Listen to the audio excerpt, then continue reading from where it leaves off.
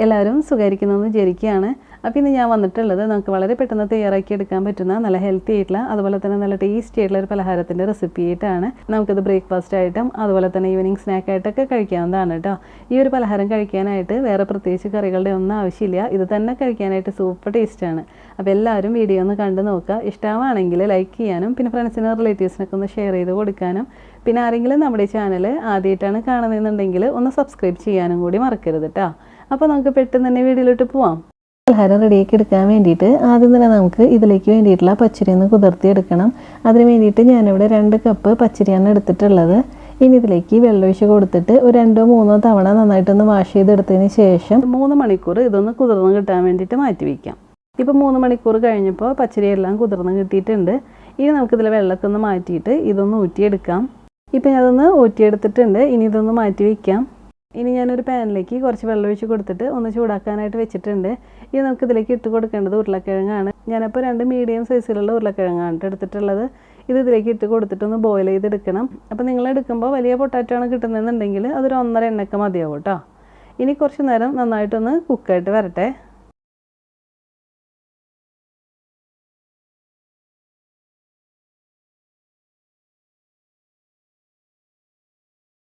ഇപ്പോൾ കണ്ടു ഇതെല്ലാം തിളച്ച് ഉരുളക്കിഴങ്ങെല്ലാം നന്നായിട്ട് തന്നെ വെന്ത് വന്നിട്ടുണ്ട്. അപ്പോൾ ഇനി നമുക്കിതൊന്ന് ഊറ്റിയെടുക്കാം. എന്നിട്ട് ഇതൊന്ന് ക്ലീൻ ചെയ്തിട്ട് എടുക്കാം. ഇനി ഒരു മിക്സർ ജാർ എടുക്കുക. എന്നിട്ട് ഇതിലേക്ക് നമ്മൾ ഊറ്റിയെടുത്തിട്ടുള്ള അരിയിൽ ഇതിട്ട് കൊടുക്കാം.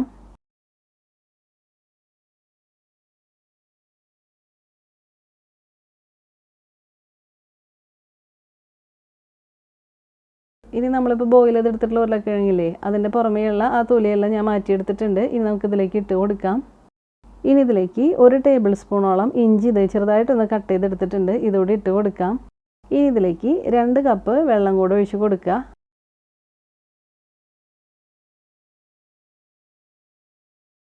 എന്നിട്ട് നല്ല സ്മൂത്തായിട്ട് തന്നെ ഇതൊന്ന് അരച്ചെടുക്കണം. അപ്പോൾ ഒരു തവണയായിട്ട് അരയ്ക്കാൻ പറ്റില്ല എന്നുണ്ടെങ്കിൽ ഒരു 2 തവണയാക്കിയിട്ട് ഇട്ട് കൊടുത്തിട്ട് വേണം കേട്ടോ അരച്ചെടുക്കാനായിട്ട്. അപ്പോൾ ഇതെല്ലാം ഞാനൊന്ന് അരച്ചെടുത്തിട്ട് കൊണ്ടുവരാം. ഇപ്പോൾ കണ്ടു ഇതുപോലെ തരികളൊന്നും ഇല്ലാതെ നല്ല സ്മൂത്തായിട്ട് തന്നെ ഞാൻ അരച്ചെടുത്തിട്ടുണ്ട്.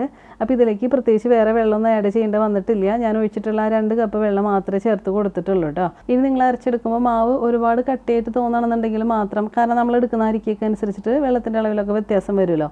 അങ്ങനെയാണെന്ന് വെച്ചാൽ മാത്രം 1-2 ടേബിൾ സ്പൂൺ വെള്ളം കൂടെ ചേർത്ത് കൊടുത്തിട്ട് അരച്ചെടുത്താൽ മതി. ഞാനിപ്പോൾ എടുത്തിട്ടുള്ള ഈ വെള്ളം ഇതിൽ കറക്റ്റാണ് കേട്ടോ. ഇനി നമുക്ക് ഇതൊരു ബൗളിലേക്ക് മാറ്റാം.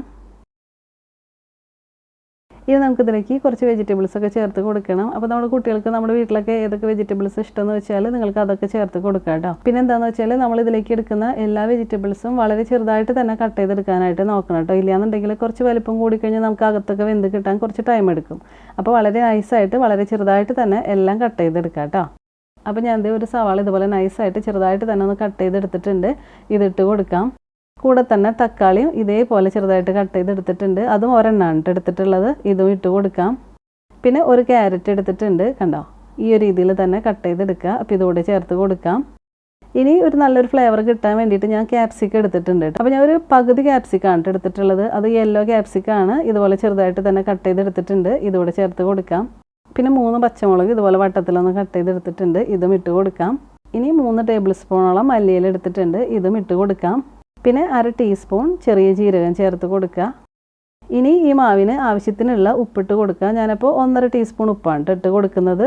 അപ്പോൾ നമ്മുടെ ടേസ്റ്റിനനുസരിച്ചിട്ട് നിങ്ങൾ ഉപ്പ് ചേർത്ത് കൊടുത്തിട്ട് ഒന്ന് മിക്സ് ചെയ്ത് നോക്കുക. വേണമെന്നുണ്ടെങ്കിൽ മാത്രം കുറച്ചുകൂടെ ചേർത്ത് കൊടുത്താൽ മതി. എന്നിട്ട് നന്നായിട്ട് ഒന്ന് മിക്സ് ചെയ്തെടുക്കാം.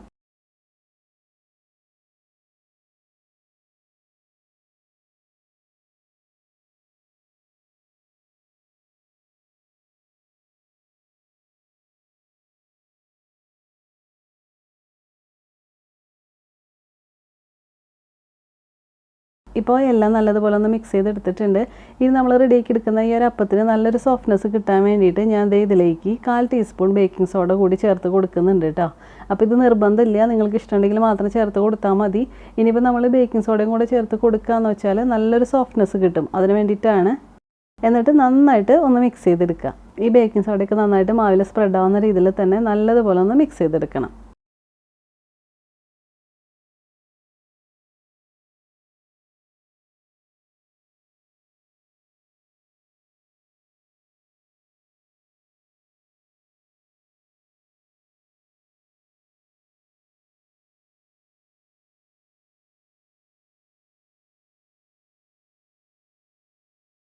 ഇപ്പോൾ എല്ലാം നല്ലതുപോലെ മിക്സ് ചെയ്തെടുത്തിട്ടുണ്ട്. അപ്പോൾ നമ്മുടെ ഈ പലഹാരത്തിന് വേണ്ടിയിട്ടുള്ള മാവ് ഇവിടെ റെഡി ആയിട്ട് കിട്ടിയിട്ടുണ്ട്.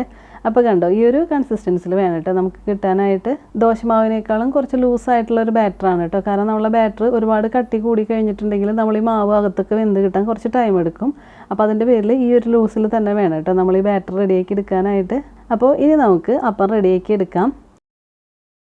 അതിന് വേണ്ടിയിട്ട് ഞാനിവിടെ എടുത്തിട്ടുള്ളത് ഇതുപോലെ ചെറിയ കുഴിയുള്ള പാനാണ് കേട്ടോ. അപ്പോൾ നിങ്ങൾക്ക് ഇതും എടുക്കാം, അതല്ലാന്നുണ്ടെങ്കിൽ ഇരുമ്പിൻ്റെ ചീനച്ചട്ടിക്കില്ലേ അതിലും ചെയ്തെടുക്കാം. അപ്പോൾ ഇതിലേക്ക് 1 ടീസ്പൂൺ വെളിച്ചെണ്ണ ഒഴിച്ച് കൊടുക്കുക. നമ്മൾ വെളിച്ചെണ്ണയിൽ ചെയ്യുന്നതായിരിക്കും കേട്ടോ കൂടുതൽ ടേസ്റ്റ് ഉണ്ടാവുക. ഇപ്പോൾ വെളിച്ചെണ്ണ ചൂടായിട്ടുണ്ട്. അപ്പോൾ ഹൈ ഫ്ലെയിമിലിട്ടിട്ട് ചൂടാക്കരുത് കേട്ടോ. ഒരു ലോ ടു മീഡിയം ഫ്ലെയിമിലിട്ടിട്ട് വേണം ചൂടാക്കി എടുക്കാനായിട്ട്. ഇനി ഇതിലേക്ക് 1 അല്ലെങ്കിൽ 1.5 തവി ബാറ്റർ ഒഴിച്ച് കൊടുക്കുക. എന്നിട്ട് ഇതിൻ്റെ മുകളിലായിട്ട് ഞാൻ കുറച്ച് ക്യാപ്സിക്കം ക്യാരറ്റൊക്കെ കട്ട് ചെയ്തെടുത്ത് വെച്ചിട്ടുണ്ടായിരുന്നു, ഇതുകൂടി ഇട്ട് കൊടുക്കാം. ഇനി അടച്ച് വെച്ചിട്ട് ലോ ഫ്ലെയിമിൽ ഒരു 5 മിനിറ്റ് ഇതൊന്ന് കുക്ക് ചെയ്തെടുക്കാം. ഇപ്പോൾ ഒരു 5 മിനിറ്റ് കഴിഞ്ഞിട്ടുണ്ട്. അപ്പോൾ നമുക്ക് ഓപ്പൺ ചെയ്യാം. കണ്ടോ, നന്നായിട്ട് തന്നെ കുക്കായിട്ട് വന്നിട്ടുണ്ട്. നല്ല സോഫ്റ്റായിട്ട് നല്ലതുപോലെ പൊങ്ങി വന്നിട്ടുണ്ട്. ഇനി ഇതൊന്ന് തിരിച്ചിട്ട് കൊടുത്തിട്ട് അടച്ച് വയ്ക്കുക. 5 മിനിറ്റ് തന്നെ ഈ ഒരു സൈഡും കൂടെ കുക്ക് ചെയ്തെടുക്കുക. ഇപ്പോൾ ഒരു 5 മിനിറ്റ് കഴിഞ്ഞിട്ടുണ്ട്. അപ്പോൾ നമുക്ക് ഓപ്പൺ ചെയ്യാം. കണ്ടോ, ഇപ്പോൾ 2 സൈഡും നല്ലതുപോലെ തന്നെ കുക്കായിട്ട് വന്നിട്ടുണ്ട്. പിന്നെ നമ്മൾ കുക്ക് ചെയ്തെടുക്കുന്ന ഈ ടൈമിലൊക്കെ വ്യത്യാസം വരും കേട്ടോ നമ്മുടെ ഫ്ലെയിമിനനുസരിച്ചിട്ട്. അപ്പോൾ നിങ്ങളത് നോക്കിയിട്ട് ചെയ്തെടുക്കുക. ഒരുപാട് സമയം വേണ്ട, 2 സൈഡ് നമുക്ക് പെട്ടെന്ന് തന്നെ കുക്കായിട്ട് കിട്ടും. അപ്പോൾ ഇതുപോലെ തന്നെ മാവ് ഒഴിച്ച് കൊടുത്തിട്ട് നമുക്കിനി ബാക്കിയുള്ളതെല്ലാം ഒന്ന് റെഡിയാക്കി എടുക്കാം. എന്നിട്ട് നമ്മളിതിലേക്ക് എപ്പോൾ മാവ് ഒഴിച്ച് കൊടുക്കുമ്പോഴായാലും നന്നായിട്ട് മിക്സ് ചെയ്തിട്ട് തന്നെ വേണം കേട്ടോ എടുക്കാനായിട്ട്. എന്നാൽ മാത്രമേ നമുക്ക് എല്ലാ വെജിറ്റബിൾസും ആ തവിയിലേക്ക് കിട്ടുള്ളൂ.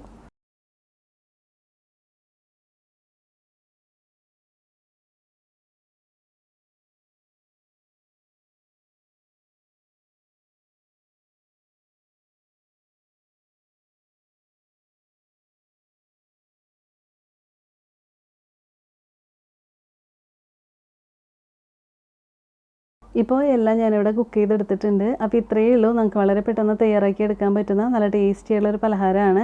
ഈ ഒരു സ്നാക്ക് കഴിക്കാനായിട്ട് നമുക്ക് വേറെ പ്രത്യേകിച്ച് കറികളുടെ ഒന്നും ആവശ്യമില്ല കേട്ടോ. ഇത് തന്നെ കഴിക്കാനായിട്ട് സൂപ്പർ ടേസ്റ്റാണ്. പ്രത്യേകിച്ച് നമ്മളിതിലേക്ക് ആ പൊട്ടറ്റൊക്കെ ചേർത്ത് കൊടുത്തതിൻ്റെ പേരിൽ തന്നെ അതിൻ്റെയൊക്കെ ഒരു മണവും ഫ്ലേവറും വരുമ്പോൾ തന്നെ സൂപ്പർ ടേസ്റ്റാണ് കഴിക്കാനായിട്ട്. ഉറപ്പായിട്ട് നിങ്ങൾക്ക് എല്ലാവർക്കും ഇഷ്ടപ്പെടും. അപ്പോൾ എല്ലാവരും ഇതുപോലെ ഒന്ന് ട്രൈ ചെയ്ത് നോക്കുക. നമുക്ക് ബ്രേക്ക്ഫാസ്റ്റിനായാലും അതുപോലെ തന്നെ ഈവനിങ് സ്നാക്കായിട്ടൊക്കെ കഴിക്കാവുന്നതാണ് കേട്ടോ. അപ്പോൾ ഇതുപോലെ ട്രൈ ചെയ്ത് നോക്കിയിട്ട് കമൻസൊക്കെ പറയണം. അതുപോലെ വീഡിയോ കണ്ടിട്ട് ഇഷ്ടമായിട്ടുണ്ടെങ്കിൽ ഒന്ന് ലൈക്ക് ചെയ്യാനും പിന്നെ ഫ്രണ്ട്സിനും റിലേറ്റീവ്സിനൊക്കെ ഒന്ന് ഷെയർ ചെയ്ത് കൊടുക്കാനും പിന്നെ ആരെങ്കിലും നമ്മുടെ ചാനൽ ആദ്യമായിട്ടാണ് കാണുന്നതെന്നുണ്ടെങ്കിൽ ഒന്ന് സബ്സ്ക്രൈബ് ചെയ്യാനും കൂടി മറക്കരുത് കേട്ടോ. അപ്പം ഇനി നമുക്ക് ഇതിലും ടേസ്റ്റി ആയിട്ടുള്ള മറ്റ് റെസിപ്പി ആയിട്ട് കാണാം. അതുവരെ എല്ലാവർക്കും താങ്ക് യു.